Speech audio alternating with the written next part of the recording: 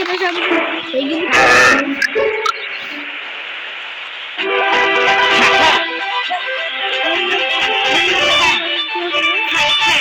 benim yaptığım taktikleri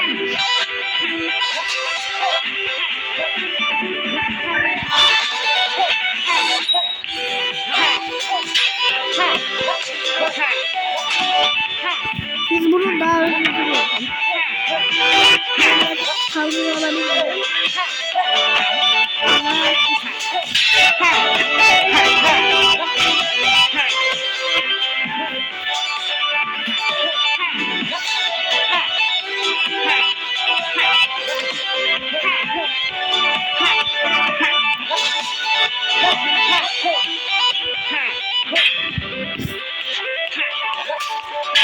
Normal yolda yapıyorum.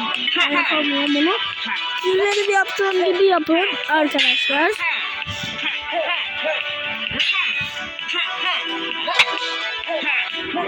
Görevimiz bu kadardı.